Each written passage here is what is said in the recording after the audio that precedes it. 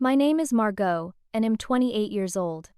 The moment my sister's boyfriend asked what I did for a living, my parents cut me off mid-breath with a sharp warning that made my stomach drop.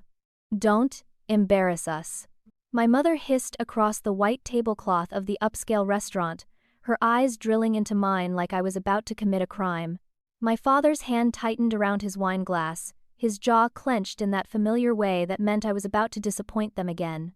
But this time, I didn't stay quiet. This time, I told the truth, and watching the color drain from their faces as reality crashed down around them was something I'll never forget. Before we dive into what happened that night, I'd love to know where you're watching from. Drop your location in the comments below, and while you're there, please hit that like button and subscribe if you haven't already. Trust me, you'll want to stick around for this one, because what unfolded at that dinner table exposed years of family secrets that changed everything. Now, let me take you back to where it all began. Growing up in the Hartwell household meant understanding one fundamental rule from the moment I could form memories. Genevieve was the sun, and I was supposed to orbit quietly in the shadows. My sister, 3 years younger than me, had been crowned the golden child before she could even walk, and my parents never let either of us forget our assigned roles. I remember being 9 years old, standing on the stage at the regional science fair with my first-place trophy clutched in sweaty hands, scanning the audience for my parents' faces and finding only empty seats. They had left early to take Genevieve to her dance recital, the third one that month, because her teacher said she showed real promise. When I came home that night, my trophy was placed on the hallway bookshelf behind a stack of my father's golf magazines, while Genevieve's participation ribbons covered the refrigerator door like wallpaper. The disparity wasn't subtle, and it wasn't accidental. It was a carefully maintained system that governed every aspect of our childhood. When Genevieve turned 16, my parents surprised her with a brand new convertible wrapped in a red bow, inviting the neighbors over to witness the grand reveal. When I turned 16, my father handed me a stack of classified ads circled in red pen and told me that if I wanted a car, I could work for it like he had. I spent that summer flipping burgers at a diner on Route 12, saving every dollar while Genevieve cruised past the windows with her friends, music blaring, never once offering me a ride home. My mother, Constance, would shake her head whenever I complained about the unfairness, saying that Genevieve needed more support because she was sensitive and I was naturally independent. My father, Richmond, barely looked up from his newspaper during these conversations, as if my existence was simply background noise in the symphony of Genevieve's life. College applications revealed the true depth of their favoritism. I had worked myself to exhaustion, maintaining a 4.0 grade average, leading the debate team, volunteering at the community hospital every weekend, all while working part-time to save money. When my acceptance letter arrived from a prestigious university with a full academic scholarship, I ran into the kitchen with tears of joy streaming down my face. My mother was frosting a cake, and she glanced at the letter with barely concealed annoyance. "That's nice, Margot, but could you keep it down? We're planning Genevieve's birthday party this weekend, and I need to concentrate on getting the guest list right." The scholarship letter sat on the kitchen counter for 3 days, until Genevieve accidentally spilled orange juice all over it, the ink bleeding into an illegible mess. My mother didn't offer to help me get a replacement copy. She just handed me paper towels and suggested I be more careful about where I left important documents. Meanwhile, my parents had already committed to paying for Genevieve's entire sorority experience at a state school where she planned to major in communications, despite her grades being mediocre at best. They covered her rent, her meal plan, her textbook fees, even her spring break trips, while telling me that paying my own way would build character and teach me the value of hard work. The pattern continued through every milestone. When I graduated summa cum laude from undergrad, my parents arrived an hour late to the ceremony because they had stopped to look at apartments for Genevieve, who was moving to the city. They missed my name being called for departmental honors. When Genevieve graduated 3 years later with barely passing grades, they threw a massive party at the country club, inviting everyone they knew, sparing no expense on champagne and catering. I wasn't asked to give a speech, or even sit at the main table. I was stationed near the coat check, greeting guests my parents wanted to impress. I learned early that my achievements made people uncomfortable, especially my family, so I stopped talking about them. I stopped expecting my parents to show up. I stopped hoping that one day they might look at me with the same pride that lit up their faces whenever Genevieve walked into a room. I built my life in the quiet spaces they never bothered to explore. And I told myself that their rejection didn't matter. But it did. Every single time, it cut deeper than the last. The restaurant my parents chose for Genevieve's engagement celebration was the kind of place where the menus didn't list prices and the waiters wore white gloves. Crystal chandeliers hung from vaulted ceilings, casting prismatic light across tables draped in cream-colored linens. My father had made the reservation months in advance, calling in favors to secure the private corner booth with views of the city skyline. This wasn't just dinner, it was a performance, a carefully staged production designed to impress Preston, my sister's boyfriend of 8 months, whose last name appeared on buildings downtown, and whose family tree included a governor and 2 senators. I had been added to the reservation as an afterthought, my mother calling me 3 days before to inform me rather than invite me, her tone making it clear that my attendance was obligatory, not desired. Preston came from old money, the kind that didn't need to announce itself because everyone already knew. He worked in finance at a firm his grandfather had founded, managing portfolios for clients whose names appeared in Forbes magazine. My parents had been orbiting him since Genevieve brought him home for Sunday dinner, my father suddenly interested in market trends, and my mother deploying her most refined manners, the ones she saved for impressing people she considered superior. Genevieve had been showing off her engagement ring since the moment I arrived, a massive diamond that caught the light with every gesture, which she made sure were frequent and exaggerated. She extended her hand across the table repeatedly, tilting it at different angles, narrating the proposal story for the 3rd time with breathless excitement. My parents hung on every word as if she were recounting the moon landing, my father beaming with pride and my mother already deep into wedding planning, discussing venues and guest counts and flower arrangements.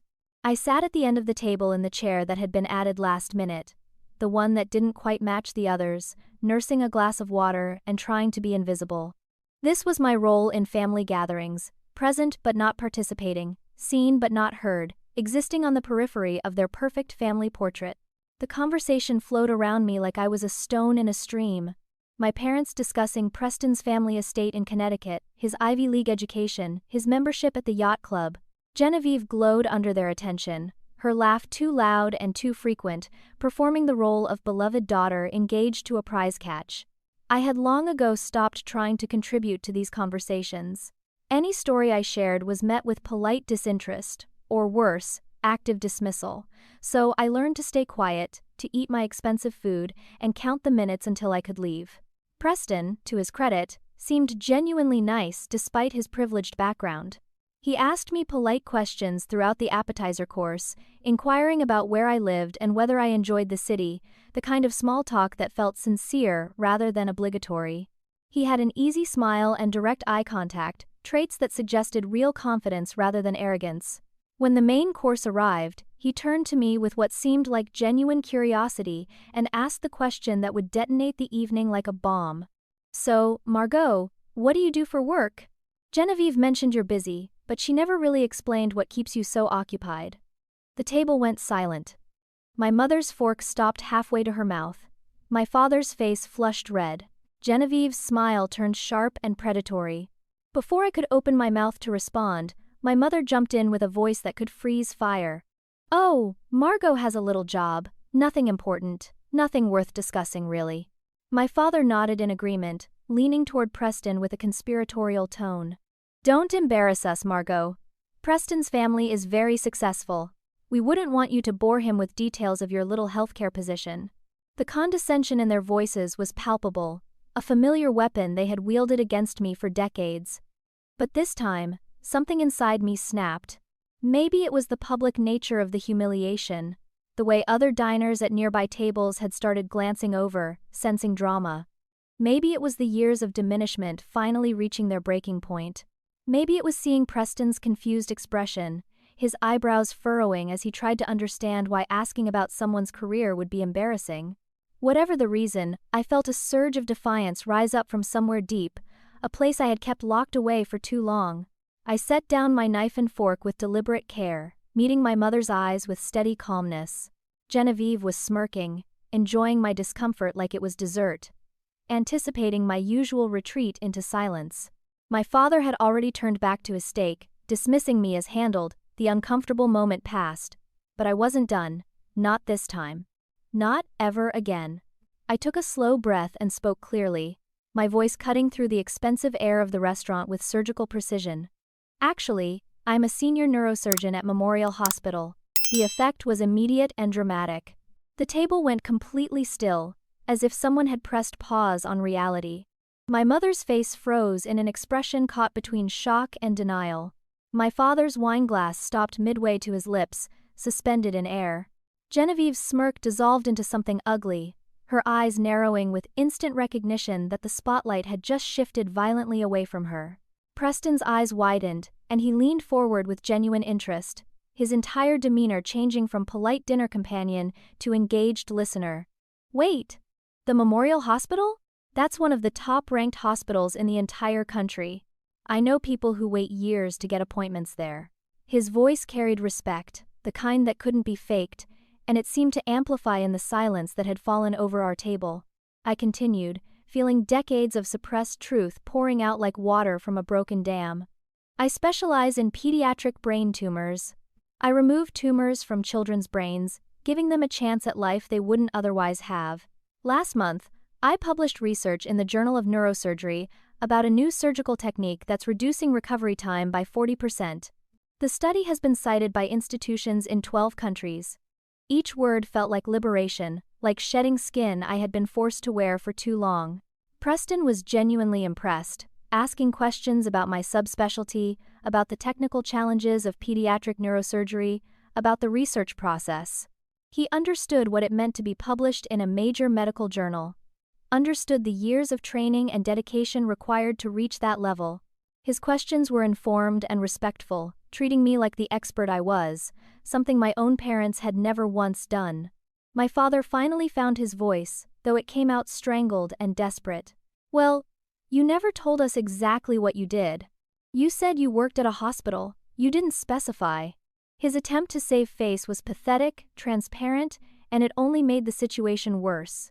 I met his eyes without flinching, without the usual retreat into apologetic silence. I tried to tell you, Dad, multiple times. I invited you to my white coat ceremony when I started my residency. You said it was too far to drive. I sent you the announcement when I became chief resident at Johns Hopkins. You didn't respond. I called to tell you about my first successful surgery, a 6-year-old girl with a tumor the size of a golf ball pressing against her brainstem. Mom answered the phone and said she couldn't talk because she was helping Genevieve pick out throw pillows for her apartment. The details spilled out, each one a documented moment of their rejection, their choice to remain ignorant about my life while obsessing over every mundane detail of Genevieve's. My mother tried a different tactic, her voice taking on that syrupy tone she used when trying to manipulate situations to her advantage. We always knew you were capable, sweetheart. We just didn't want you to come across as boastful. Humility is so important, especially for women in professional settings. The gaslighting was automatic, reflexive, a skill she had honed over years of practice. But I was done accepting her revised version of history. You flew to Cabo for Genevieve's bachelorette party on the same weekend as my residency graduation from Johns Hopkins. I sent you the invitation 6 months in advance. You told me that medical graduations were all the same and that Genevieve needed you more because she was stressed about wedding planning. The precision of my memory seemed to unsettle them both. The realization that I had kept receipts, that I remembered every slight and dismissal with perfect clarity. Preston looked between my parents and me, understanding dawning across his features like sunrise. You're telling me that Margot is one of the top pediatric neurosurgeons in the country, and you've been treating her career like it's an embarrassment. His tone wasn't accusatory exactly, but it carried disbelief, confusion about how any parent could diminish such obvious achievement. Genevieve jumped in, her voice sharp with desperation. She's always been sensitive about these things, Preston. She takes everything so personally. But Preston wasn't buying it, his expression shifting as he began to see the family dynamic with new eyes. The waiter approached to refill water glasses and retreated quickly, sensing the tension radiating from our table like heat from asphalt. Other diners were openly staring now, the drama too compelling to ignore despite the expensive pretense of discretion that usually governed places like this. My parents sat there with matching expressions of horror, not because they felt remorse for how they had treated me, but because their carefully constructed facade was crumbling in front of someone they desperately wanted to impress. The dinner continued in excruciating awkwardness, every attempt at normal conversation collapsing under the weight of revealed truths. Preston kept directing questions toward me, genuinely fascinated by my work, asking about specific surgical techniques and patient outcomes with the kind of engagement that suggested real interest rather than politeness. He told me about a colleague whose daughter had been treated for a brain tumor at Memorial, asking if I might have been involved in her case. When I confirmed that I remembered the patient, Preston's respect seemed to deepen, his entire demeanor conveying admiration. My parents sat rigid in their seats, unable to redirect the conversation back to Genevieve, despite multiple attempts. My mother tried to interject with stories about Genevieve's job, but they fell flat in comparison, especially when the details emerged under Preston's polite questioning. Genevieve worked part-time doing social media management for a boutique marketing firm owned by my father's college roommate, a position that had been created specifically for her and required roughly 15 hours of actual work per week. She posted on Instagram and TikTok for local businesses, taking photos of lattes and boutique clothing, calling herself a digital brand strategist, despite having no formal training or education in marketing beyond a few elective courses she had barely passed. My parents had presented this to their social circle as a legitimate career, bragging about her creative work and entrepreneurial spirit, while conveniently omitting that they were subsidizing her rent and expenses because her actual income was barely enough to cover her car payment. The contrast between her inflated job title and my actual medical career was stark, and Preston's questions were making that disparity impossible to ignore. Then Genevieve made a critical error, her jealousy overriding her usual social awareness. "Well, at least I didn't have to work my way through school like some scholarship student," she said, with barely concealed disdain, as if receiving financial aid was something shameful. Preston's expression changed instantly, a flicker of something cold crossing his features. "What's wrong with scholarships? I think working your way through medical school is incredibly admirable. It shows dedication and work ethic." His response was measured but firm, and I saw Genevieve realize she had miscalculated. Preston came from wealth, yes, but he clearly valued achievement over entitlement, merit over inheritance. My sister had just revealed something ugly about her character, and she knew it. I seized the opening, tired of protecting them from the consequences of their own behavior. My parents told everyone in our extended family that I work in healthcare, letting people assume I was a nurse or maybe a hospital administrator. They never corrected relatives who asked how I was doing with my little medical job. Meanwhile, they sent out Christmas cards bragging about Genevieve's marketing career, complete with professional photos and descriptions of her accomplishments that were significantly embellished. My mother's face went pale, realizing that their careful narrative management was unraveling. My father tried to interrupt, but I continued. "Last Thanksgiving, Aunt Pearl asked me how I was enjoying being a physician's assistant, and when I corrected her that I was actually a surgeon, she was shocked. She said you two had told her I worked in healthcare administration. She had no idea I was a doctor, much less that I had completed one of the most competitive surgical residencies in the country." At that precise moment, as if scripted by fate itself, Wallace appeared at our table. Wallace was my father's business partner, a distinguished man in his 60s who had known our family for decades. "Richmond Constance, what a pleasant surprise," he said warmly before his eyes landed on me. His entire face lit up with recognition. "Dr. Hartwell, I didn't know you were Richmond's daughter. My goodness, what a small world." He turned to my parents with enthusiasm that was about to destroy them. "You must be so incredibly proud. She saved my grandson's life last year." Little Timothy had a tumor that 3 other surgeons said was inoperable. "Your daughter performed a miracle. 8 hours of surgery, and she removed every bit of that tumor without causing any neurological damage. Timothy just started kindergarten last month, running and playing like any other healthy boy. She gave our family our future back." The table fell into stunned silence. My parents had gone from pale to green, looking physically ill. Wallace continued, oblivious to the bomb he was detonating. "The entire surgical team at Memorial talks about her like she's some kind of prodigy. Youngest senior surgeon in the department's history," I'm told. Her research on reducing surgical trauma has been groundbreaking. The neurosurgery community considers her one of the brightest minds in the field. He beamed at my parents, expecting them to share his pride, to bask in reflected glory. Richmond, you must be bursting with pride every single day. Having a daughter who saves children's lives, who advances medical science, who represents the absolute pinnacle of achievement in one of the most demanding fields in medicine, you're blessed beyond measure. My father managed a weak smile and a strangled thank you, unable to form coherent words. My mother stared at her plate like it might offer escape. Wallace patted my shoulder affectionately, told me to keep up the excellent work, and walked away with a cheerful wave, completely unaware that he had just exposed years of lies and diminishment with his sincere praise. The moment Wallace disappeared from view, Genevieve exploded with the force of years of protected privilege being threatened. "You just had to do that, didn't you?" she hissed across the table, her voice sharp and vicious. "You just had to show off and make this whole dinner about you. This was supposed to be my engagement celebration, my special night, and you turned it into the Margot show like you always do." Her words were so absurd, so disconnected from reality, that I almost laughed. I had spent the entire dinner trying to be invisible, had endured public humiliation from our parents, and somehow my honest answer to a direct question had become an attention-seeking performance in her twisted perspective. Preston looked at her with visible confusion, his brow furrowed as he tried to reconcile the woman he thought he knew with this petulant stranger beside him. "Genevieve, your sister is a brain surgeon who saves children's lives. That's genuinely incredible. I don't understand why you're upset about people acknowledging her accomplishments." But Genevieve was beyond reason, her carefully maintained mask slipping to reveal the insecurity and jealousy that had always lurked beneath her polished surface. "Because she gets all the attention now. Everyone's impressed by her fancy job and her big important research. Nobody cares that I'm getting married to you, that I'm building a beautiful life, that I'm happy."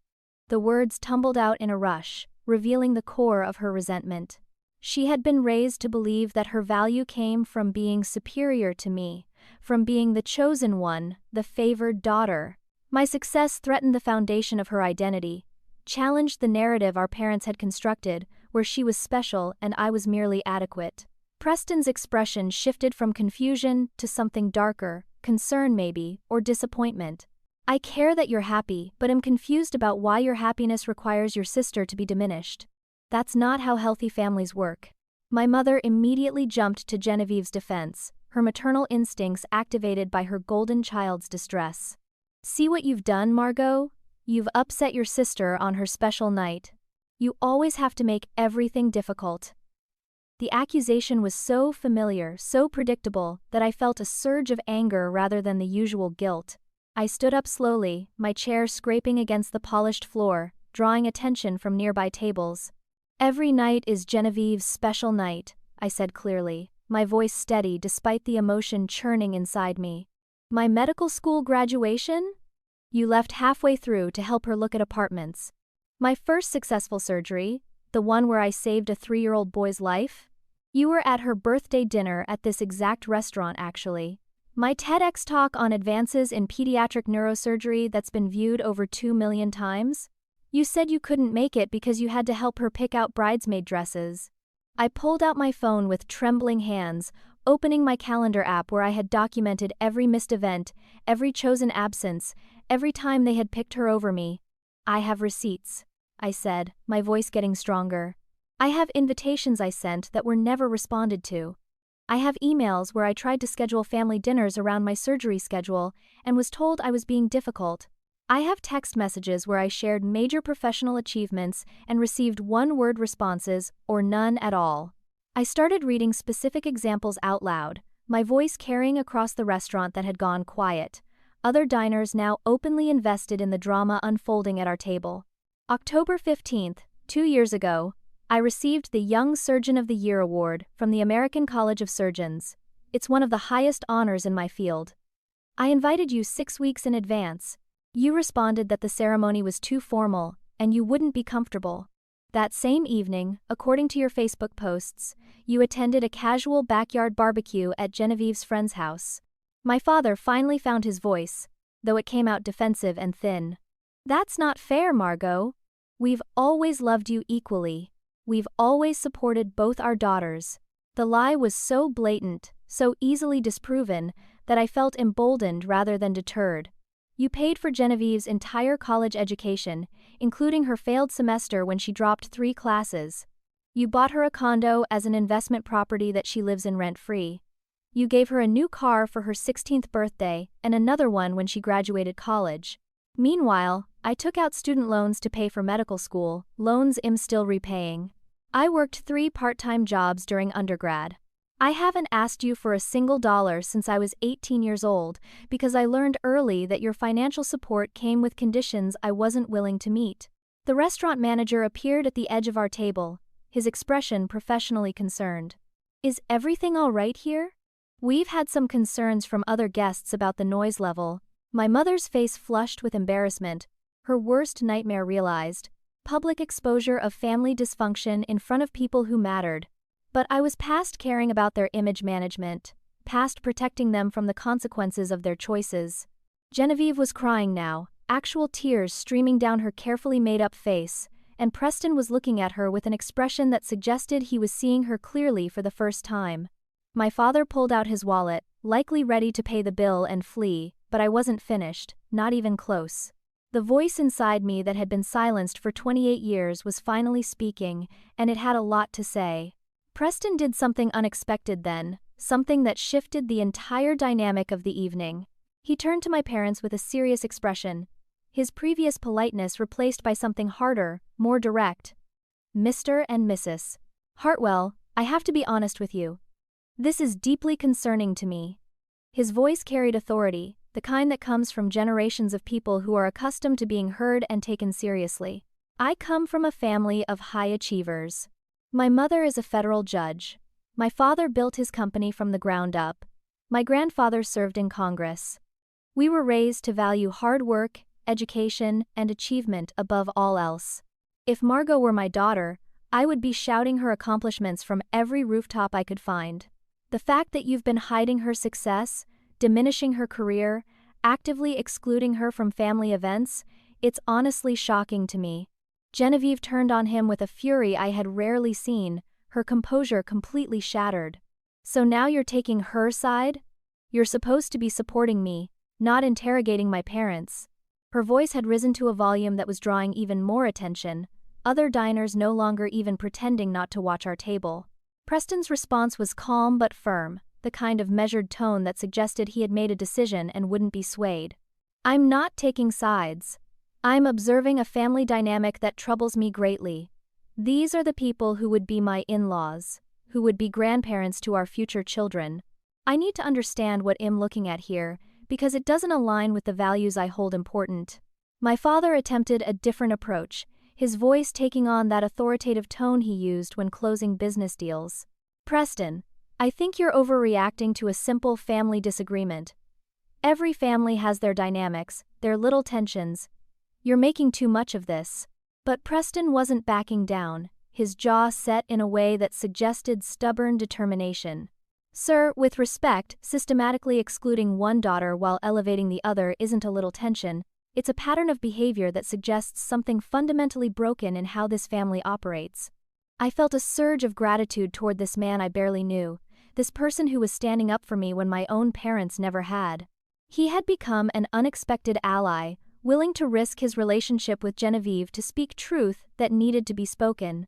My mother tried to redirect, playing the victim card she had perfected over decades. "After everything we've done for Margot, we raised her, we fed her, we clothed her, we gave her a home, and this is the gratitude we receive?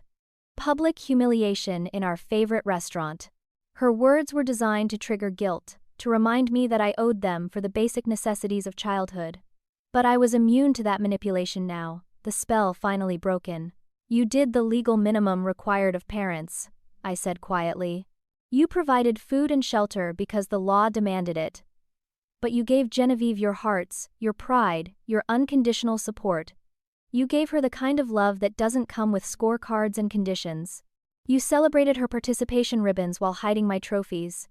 You remembered her casual mentions of liking something while forgetting my major life events. That's not equal love. That's tolerance versus adoration. More devastating truths emerged as the conversation continued, each revelation more painful than the last. I told Preston about how my parents refused to co-sign my student loans for medical school, claiming it would teach me responsibility and independence, while they were simultaneously putting a down payment on a condo for Genevieve's 23rd birthday. I described how they told me that asking them to attend my residency graduation was guilt-tripping them because it was so far away, but they had flown to Miami for Genevieve's friend's bachelorette party that same month.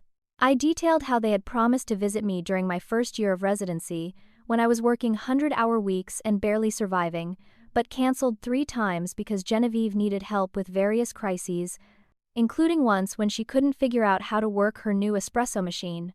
Then Genevieve said something that revealed just how deeply the toxicity ran. Maybe if you weren't so weird and obsessed with books and studying, people would actually like you more. Maybe if you tried to be normal instead of always having to be the smartest person in the room, you'd have friends and a life like I do. The cruelty was breathtaking, a glimpse into how she really viewed me, how our parents had taught her to view me.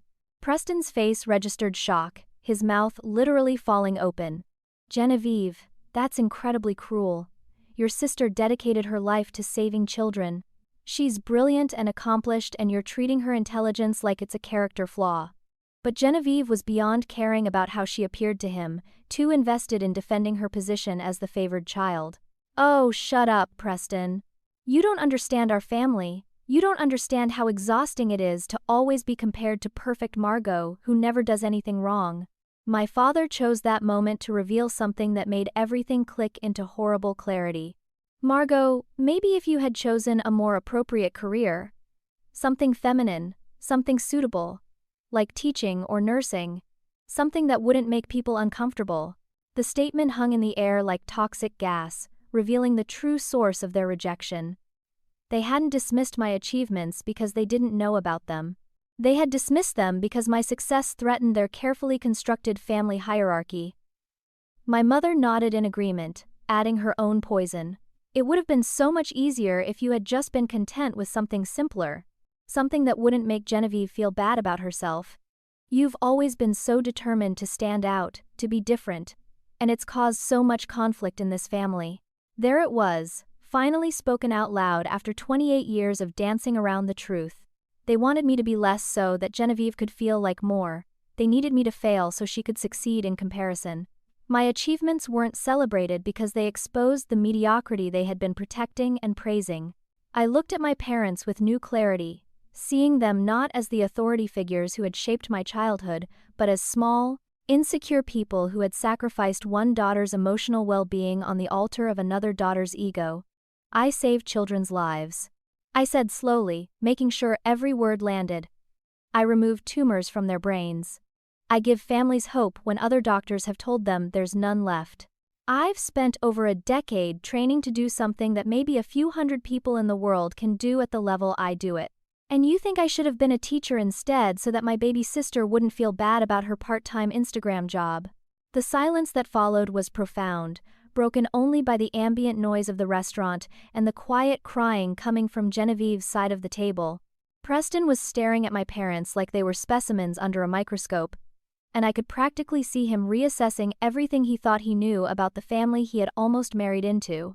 My phone vibrated on the table, the screen lighting up with the hospital's number. I glanced at it and felt my stomach drop. They never called unless it was urgent, unless a patient's condition had changed, unless I was needed immediately. I answered quickly, listening to the chief resident explain that the 6-year-old scheduled for surgery in the morning had taken a turn, her intracranial pressure spiking, seizures starting, the family terrified. I was needed at the hospital as soon as possible to evaluate whether we needed to move up the surgery to tonight. I hung up and began gathering my things, my mind already shifting into surgeon mode, running through protocols and preparation steps. Genevieve's voice cut through my concentration like a knife. Of course you're leaving my engagement dinner. This is so typical of you, Margot. Always making everything about you and your important job. I stopped moving and looked at her directly, seeing her clearly for perhaps the first time in my life. A child is dying. A little girl named Sophia, whose parents brought her to me as their last hope after 2 other hospitals, said there was nothing they could do. She's seizing right now, her brain swelling, and if I don't get there to stabilize her, she might not make it through the night. But please, tell me more about how my leaving your dinner party is somehow an act of selfishness. Preston had pulled out his phone, and I heard him asking someone to bring his car around. What's the case?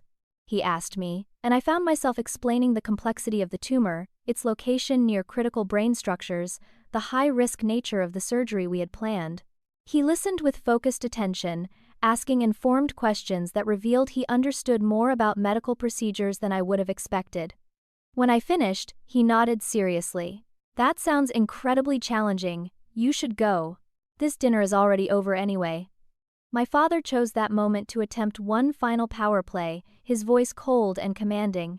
If you walk out of this restaurant right now, Margot, don't bother coming to the wedding. You'll be making your choice clear.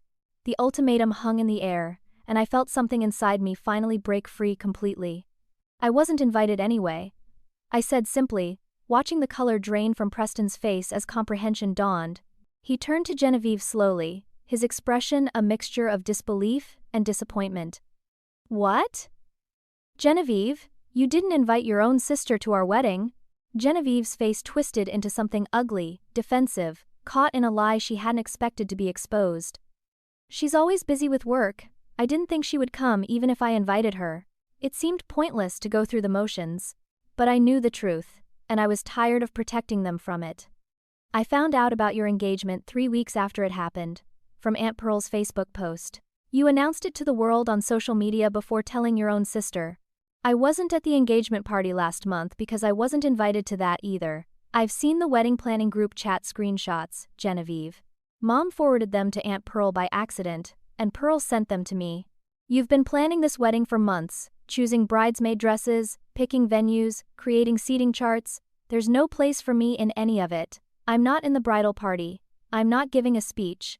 I'm not even on the guest list. Each word felt like removing a bandage from a wound that had been festering for years, painful but necessary. Preston looked genuinely stricken, his hand running through his hair in agitation. This is wrong. This is fundamentally wrong. Genevieve, she's your sister. How could you plan our entire wedding and not include her?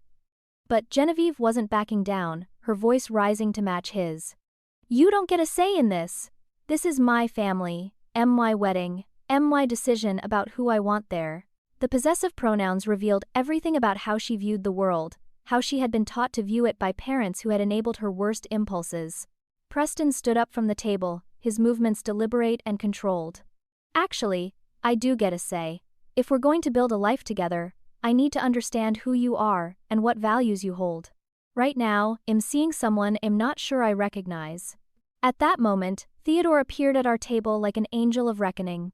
My uncle, my father's younger brother, had been invited to join us for dessert and coffee, a late addition to the celebration dinner. Theodore was everything my father wasn't: warm, curious, genuinely interested in his nieces' lives. He had been traveling for work and arrived late, expecting to find a joyful family celebration. Instead, he walked into a war zone. "Dr. Hartwell," he exclaimed when he saw me, his face breaking into a huge smile. "I didn't know you'd be here. I just read your latest paper in the journal." The section on reducing surgical trauma through modified approach angles was brilliant. I've been telling everyone at my hospital about it. Theodore worked in hospital administration across the country, and we had developed a relationship over email and occasional phone calls, bonding over our shared interest in healthcare despite my parents' best efforts to keep us separate. Theodore looked around the table, his smile fading as he registered the tension, the tear-stained faces, the obvious discord. "What's going on here? Did I interrupt something?" My father tried to wave it off, to dismiss the situation as a minor disagreement, but Theodore wasn't easily fooled. He had always been the perceptive one, the one who noticed what others missed. "Actually, Uncle Theodore, I'm glad you're here," I said, my voice steadier than I felt. "Did you know that I wasn't invited to Genevieve's engagement party last month? Or that I only found out about the engagement 3 weeks after it happened?" Theodore's face registered genuine shock, his eyes moving between my parents and Genevieve. "That can't be right." I asked Richmond about the party, and he said it was just a small family thing. I assumed you were there.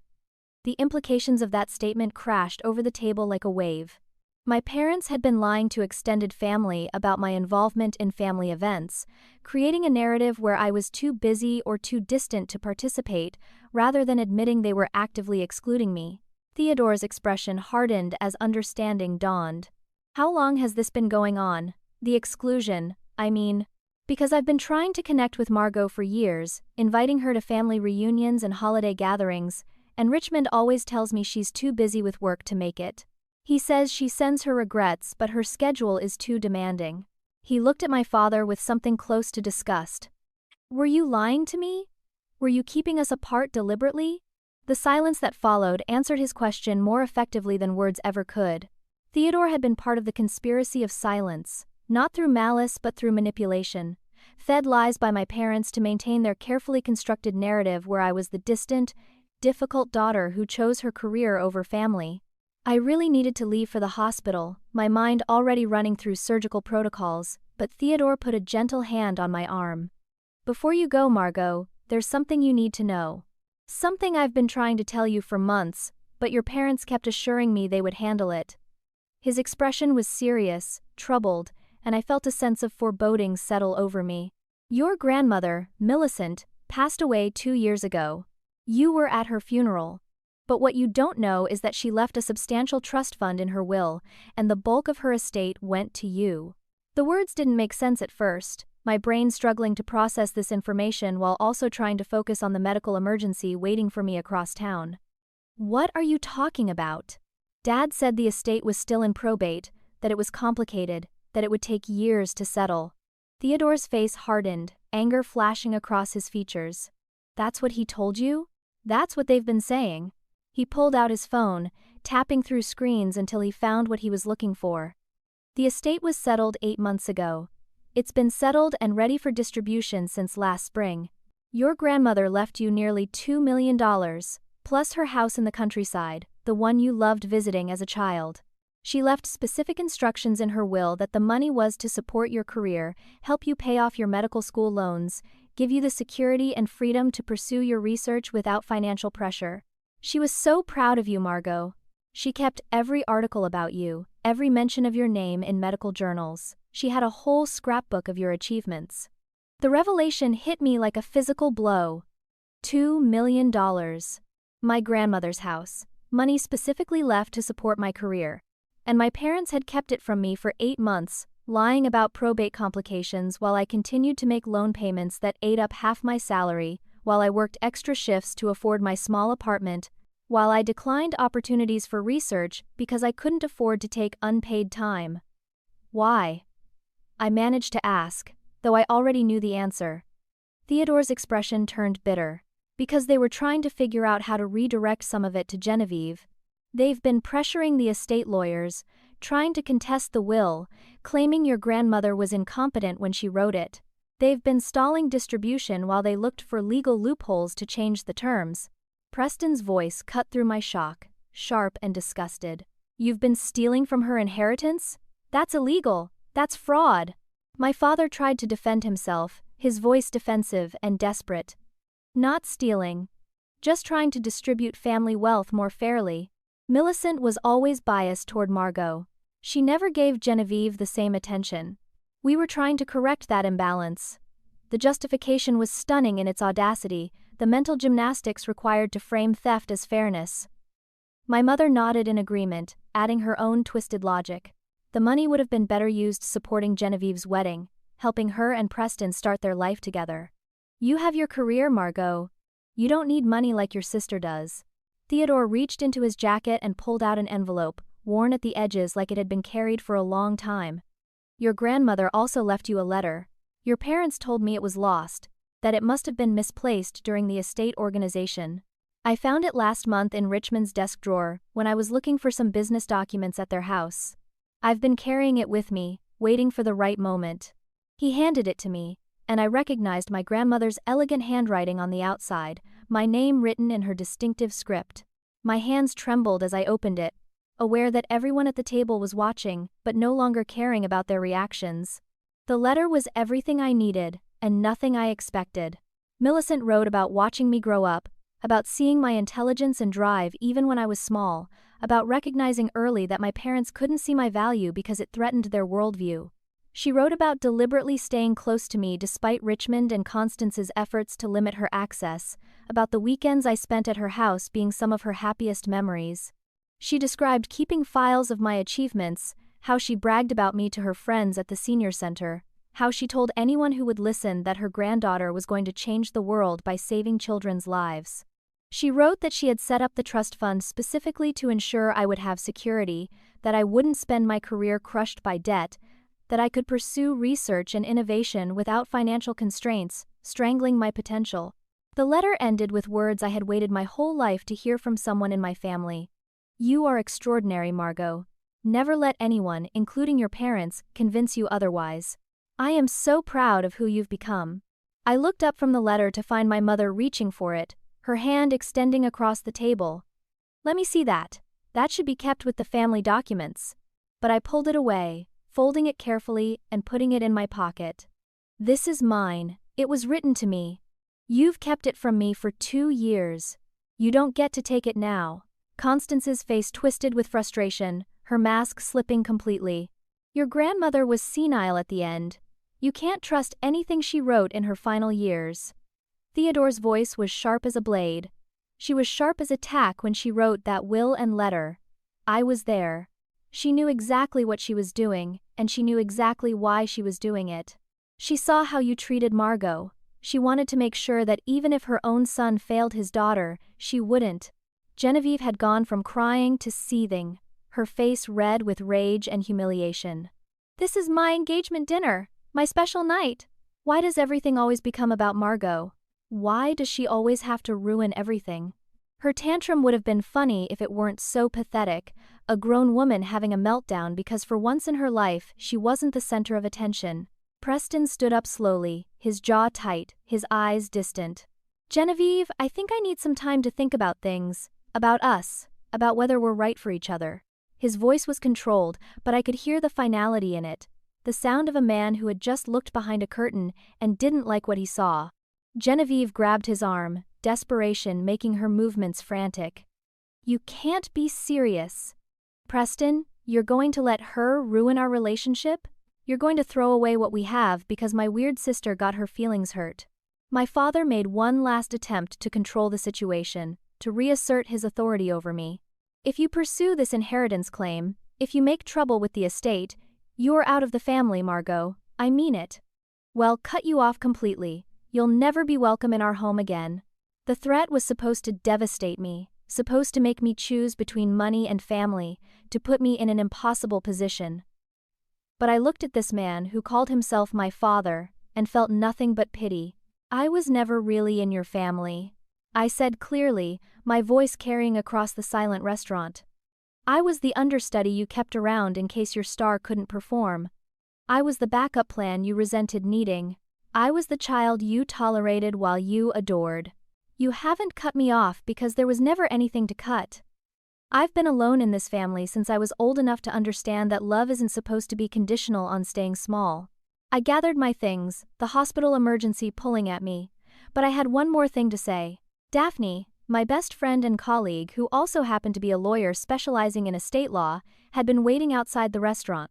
I had called her earlier when the tension started building, sensing that the night might explode, and she had driven over immediately, sitting in her car monitoring her phone in case I needed backup.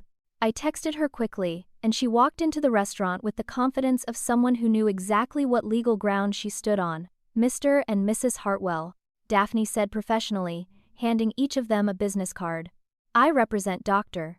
Hartwell in all matters related to her grandmother's estate. Any further attempts to delay distribution or contest the will can be directed to me.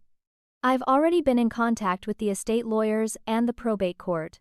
If you continue to obstruct the legal distribution of assets, I'll be filing complaints with the state bar and potentially pursuing charges of estate fraud." Preston pulled out his wallet and placed his business card on the table in front of me. "Dr. Hartwell, if you need anything, I mean that sincerely. I have contacts in estate law and family law if things get complicated. And I apologize for not seeing this sooner, for not recognizing what was happening at earlier dinners. I should have noticed. He shook Theodore's hand, nodded respectfully to Daphne, and walked out of the restaurant without looking back at Genevieve, whose sobs had increased in volume to the point where the manager was approaching again. My parents sat there in their expensive clothes at their expensive table, their carefully constructed world crumbling around them like a sandcastle at high tide. Other diners were openly staring now, phones out, probably recording or texting friends about the drama they were witnessing. The public humiliation my mother had always feared was complete, but this time it was caused by their own actions, their own choices finally exposed to the light. I left without saying goodbye, walking out with Daphne and Theodore flanking me like guards, feeling lighter than I had in years despite the emergency surgery ahead of me. Behind us, I could hear my mother's voice raised in distress, trying to explain to the manager that everything was fine, that the disruption was over, but her words were drowned out by Genevieve's continued crying and my father's angry attempts to call for the check. Their perfect evening, their carefully staged performance, had imploded spectacularly, and for the first time in my life, I felt no guilt about it. I had finally told the truth, finally stood up for myself, finally stopped protecting them from the consequences of their cruelty, and it felt like taking the first real breath after 28 years of suffocation. 3 months later, I stood in the observation gallery watching as my mentee performed the delicate final steps of a tumor resection I had supervised. The child on the table was Sophia, the emergency from that terrible dinner night. We had operated through the night, removing a tumor that had wrapped itself around critical blood vessels like a vine, each millimeter of progress requiring absolute precision and unwavering focus. The surgery had taken 11 hours, but Sophia had pulled through. Now, 12 weeks later, she was doing so well that I had used her case to teach the next generation of neurosurgeons about aggressive tumor management. Her scans were clear. Her neurological function was perfect.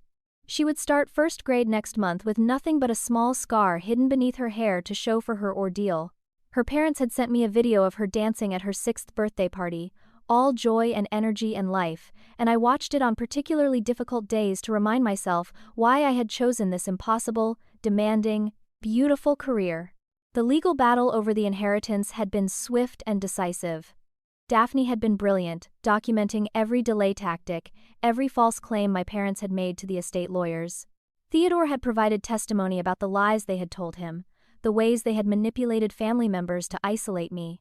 Within 6 weeks, the court had ruled entirely in my favor, ordering immediate distribution of all assets and requiring my parents to pay legal fees for their attempt to defraud the estate.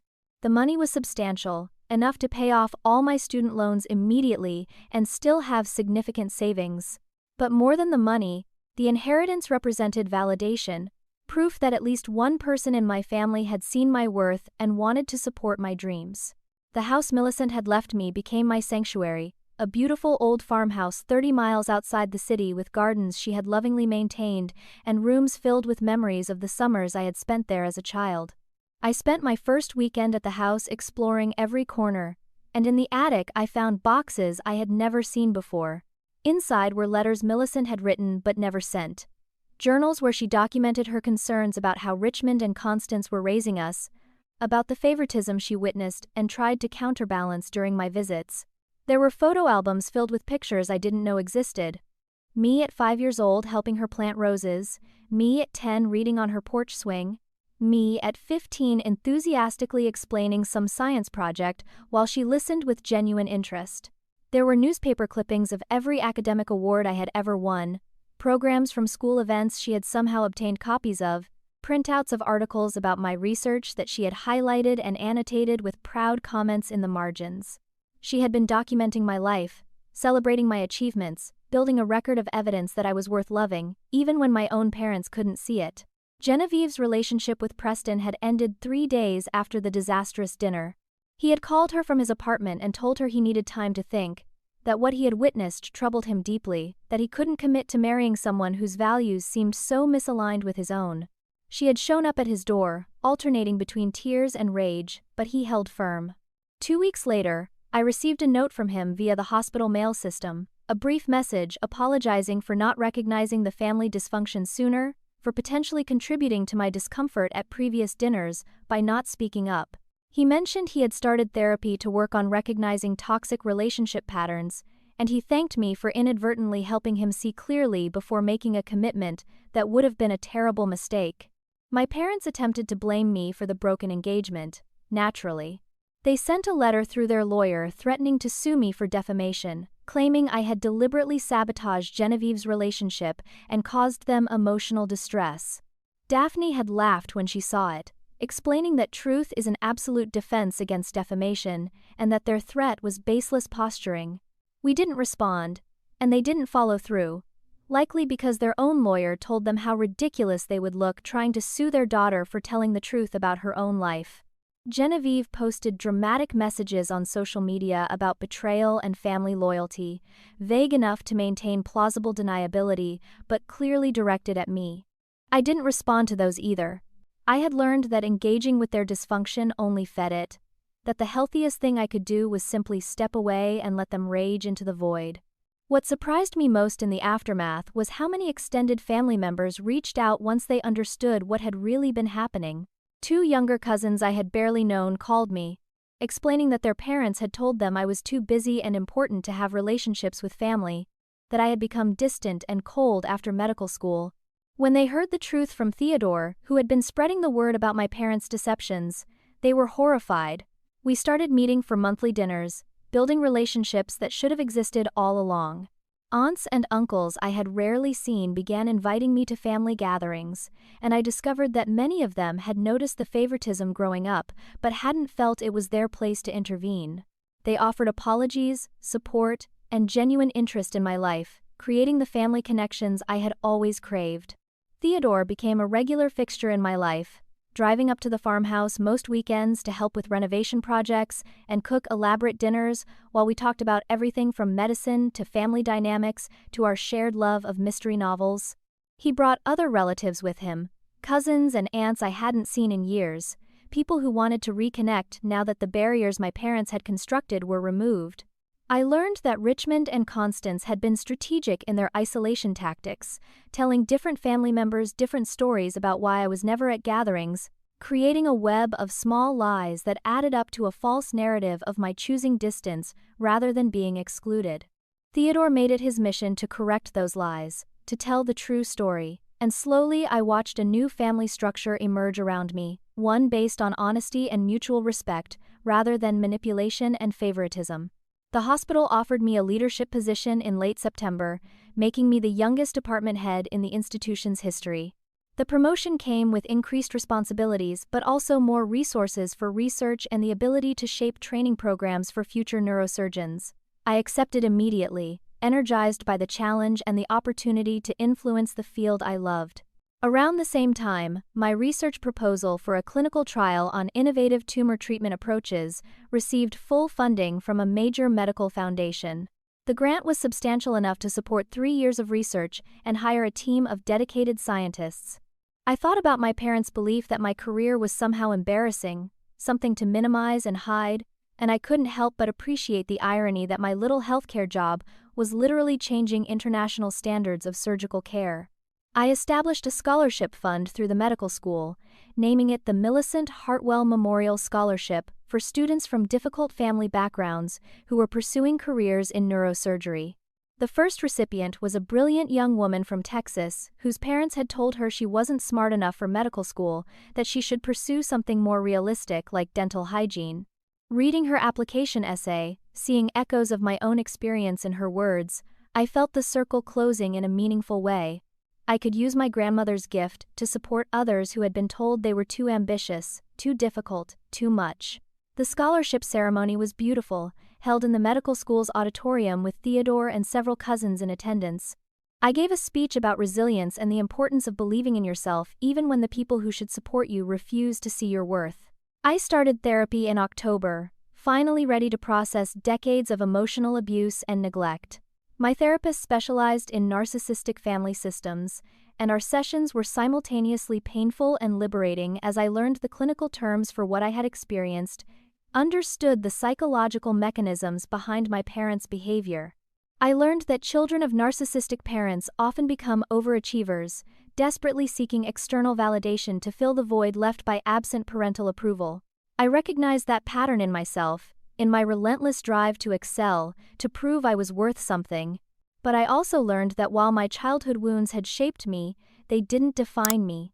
I could acknowledge the trauma while also celebrating the strength it had inadvertently built, the resilience that had carried me through medical school and the brutal years of residency. In therapy, I also worked on my feelings about Genevieve.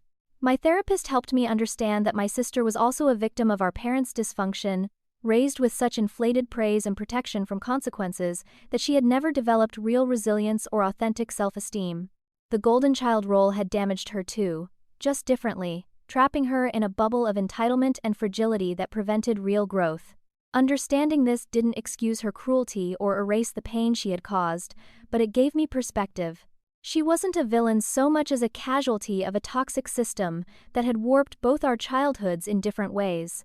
I felt sadness for her, pity even, but no desire to reconcile. Some relationships are too damaged to repair, and some distance is necessary for healing. The farmhouse transformation became my creative outlet, something concrete I could shape with my hands when my brain was tired from the intensity of surgical work. I renovated the kitchen, restored the hardwood floors, painted every room in colors Millicent would have loved.